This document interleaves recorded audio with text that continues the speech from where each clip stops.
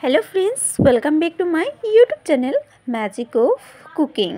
तो फ्रेंड्स আবারও চলে এসেছি আপনাদের সামনে নতুন আরও একটি রেসিপির সাথে। আর আজকের রেসিপি হচ্ছে পটলের একটা নিরামিষ রেসিপি। আজকে ডালের বড়া দিয়ে পটল রান্না করব, একদম সিম্পল রেসিপি।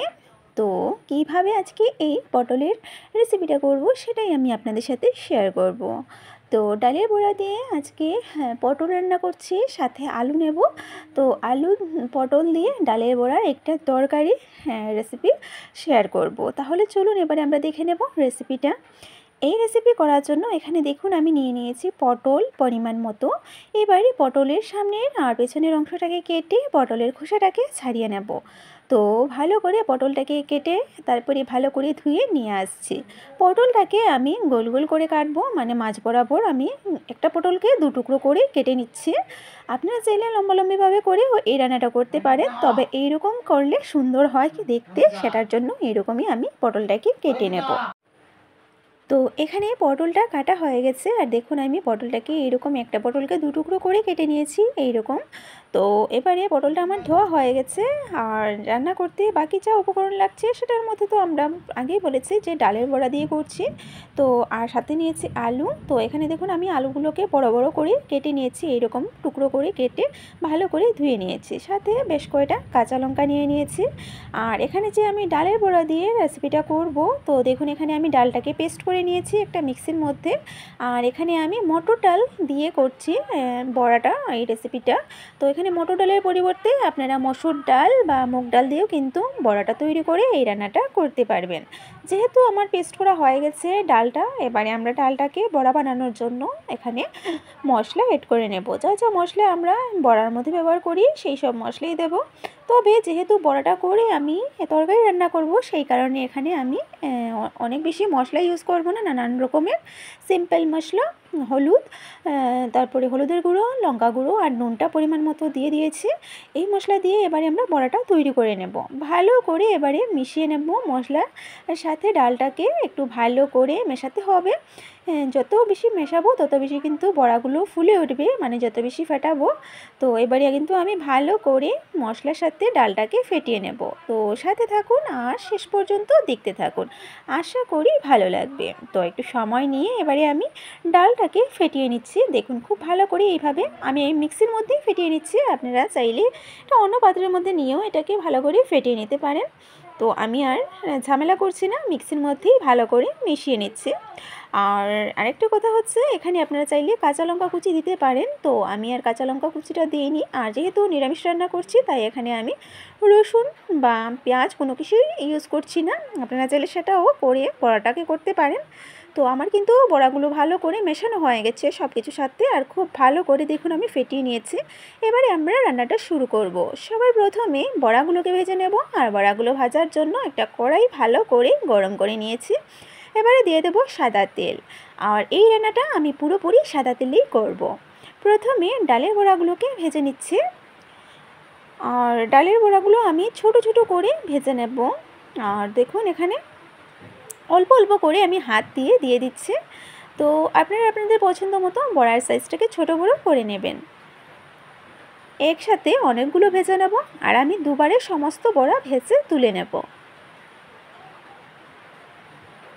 তো প্রথম বেচে বড়াগুলো দিয়ে দিয়েছি। এক সাইডটা ভালো করে ভাজা হওয়ার পর তারপরে উল্টে দেব। দুই সাইডটাকে মোটামুটি লাল করে ভেজে নেব, খুব বেশি লাল করব না, যেহেতু এটা আমি শুধু শুধু পরিবেশন করব না, এটা আমি তরকারি করব সেটার জন্য।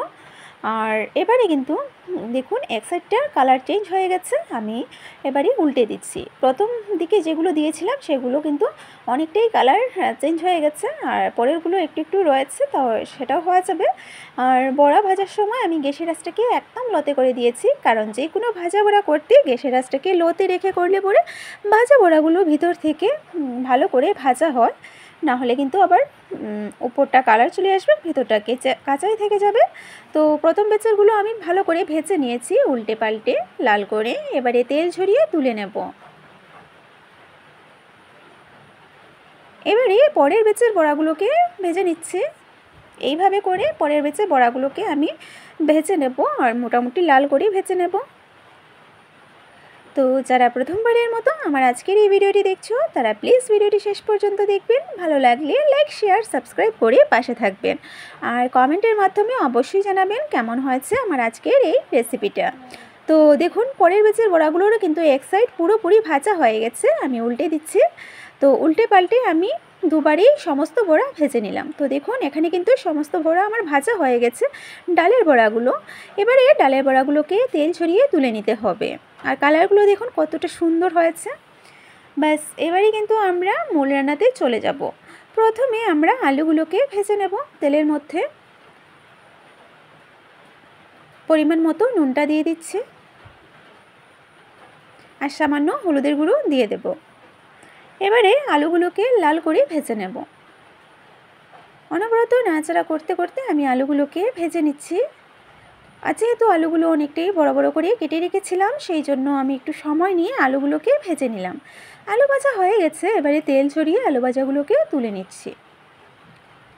এবারে এখানে পটলগুলোকে ভেজে নেব।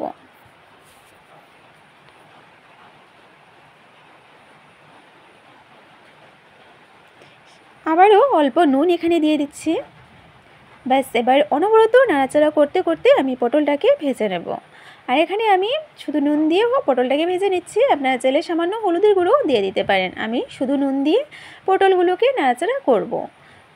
তো এবারে আমি ভালো করে এটাকে নাড়াচাড়া করে একটু ঢেকে রাখবো যাতে পটলগুলো একটু নরম হয়ে যায় ভাজা হওয়ার সাথে সাথে।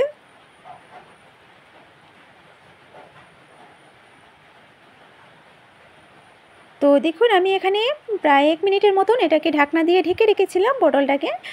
তো পটলগুলো দেখুন ভাজা হওয়ার সাথে সাথে কিন্তু অনেকটাই নরম হয়ে গেছে আর পরিমাণেও কিন্তু দেখুন অনেকটাই কিন্তু কমে গেছে। এবারে আমরা পটলগুলোকে তেল ছড়িয়ে তুলে নেব।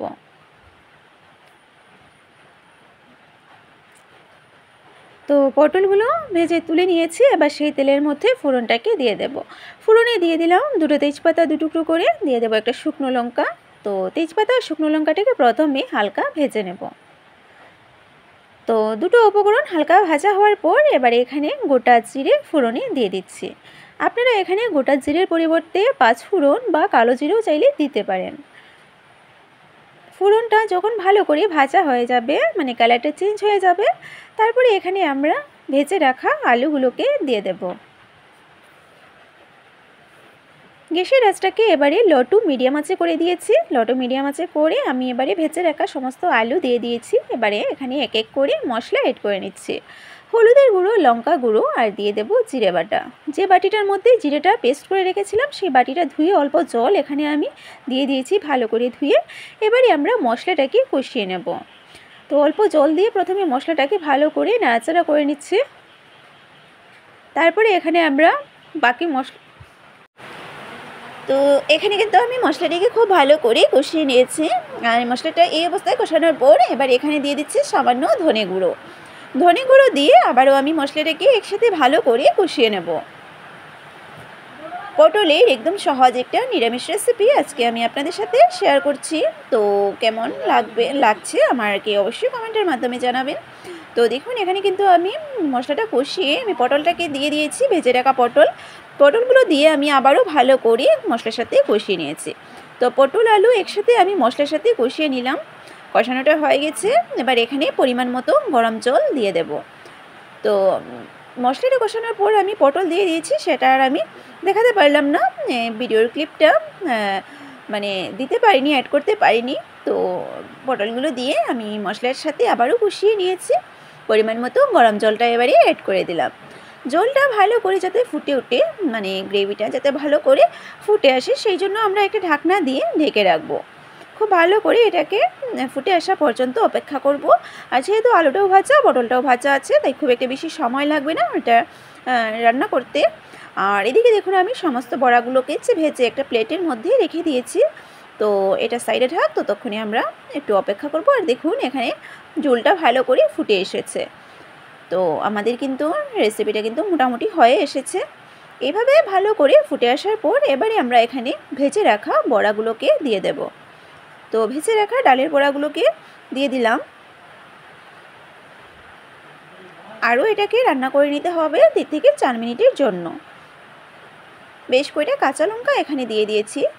তো এবারে আবারও ঢাকনা দিয়ে এটাকে রান্না করে নিচ্ছি, তো যাতে বড়াগুলো একটু নরম হয়ে যায়। তো আমরা ততক্ষণে একটু অপেক্ষা করছি, রান্নাটা পুরোপুরি হয়ে যাক। তো ফাইনালি দেখুন আমি ঢাকনাটা তুলে নিয়েছি।